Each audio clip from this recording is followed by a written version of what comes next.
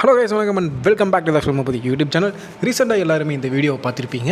AI வந்ததுலேருந்து நம்ம நண்பர்கள் பூந்து விளையாடிக்கிட்டு இருக்கிறாங்க. நம்ம தளபதியை வச்சு நிறைய க்ரியேட்டிவான வீடியோஸை க்ரியேட் பண்ணிகிட்டு இருக்கிறாங்க.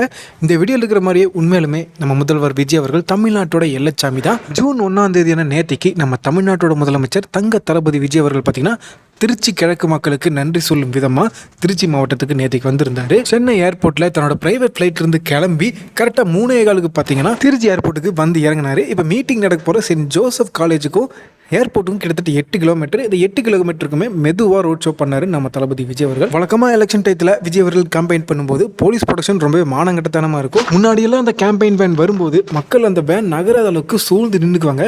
போலீஸ் பெருசாக தடுக்கவும் மாட்டாங்க.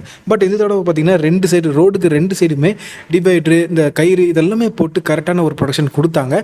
அதனாலேயே சீக்கிரமாகவே விஜய் அவர்கள் மீட்டிங் நடக்க போகிற இடத்துக்கு போய் சேர்ந்தார். முதல்வரானதுக்கப்புறம் முதல் முறை பொதுக்கூட்டத்தில் மக்கள் கிட்ட பேச வந்த விஜய் அவர்கள் வழக்கம் போல திருச்சி கிழக்கு மக்களுக்கு நன்றி சொல்லிட்டு தனக்கு எதிராக அந்த திமுக காரங்க பண்ற சித்து விளையாட்டையும் பொய் பிரச்சாரத்தையும் விஜய் அவர்கள் நோட் பண்ணிட்டே இருந்திருப்பார் இருக்குது.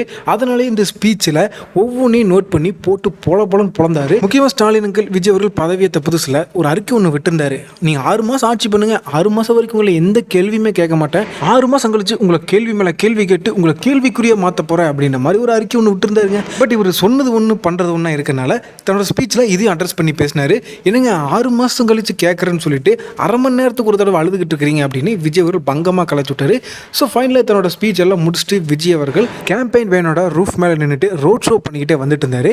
அந்த டயத்தில் சாலை ஓரத்தில் நின்று இருந்த ஒரு பதநீர் வியாபாரி பார்த்தீங்கன்னா எங்கள் ஊரில் தெலுவு அப்படின்னு சொல்லுவாங்க, அந்த தெலுவு எடுத்துக்கிட்டு விஜய் அவரோட வாகனத்தை நோக்கி வேகமாக வந்து அந்த பனை ஓலையில் இருக்கிற பதநீரை விஜய் அவர்கள் குடிக்க கொடுத்தாரு. உடனே விஜய் அவர்கள் அதை வாங்கி என்னப்பா இது, இதை குடிக்கலாமா அப்படின்னு சொல்லி அவர் கேட்க, கண்டிப்பாக குடிக்கலாம் சார், இது பதநீர் தான், ஒன்றும் பிரச்சனை இல்லை அப்படின்னு அவங்க சொல்ல விஜய் அவர்கள் அதை குடிச்சிட்டாரு. மக்கள் மேலே இருக்க பாசத்தினால அவங்க கொடுக்குறத வாங்கி விஜய் அவர்கள் குடிக்கிறாரு. அது எந்த தப்பும் கிடையாது. பட் முடிஞ்ச அளவுக்கு இந்த மாதிரியான விஷயங்களை அவாய்ட் பண்ணுறது ரொம்பவே நல்லது. ஏன்னா கூட்டத்தில் நல்லவன் இருப்பான், திமுக காரன் மாதிரி தீய சக்திக்காரனும் இருப்பான். ஸோ அதனால் இந்த மாதிரி விஷயங்களை முடிஞ்ச அளவுக்கு அவாய்ட் பண்ணிக்கணும் அப்படின்றதா என்னோட வேண்டுகோள்.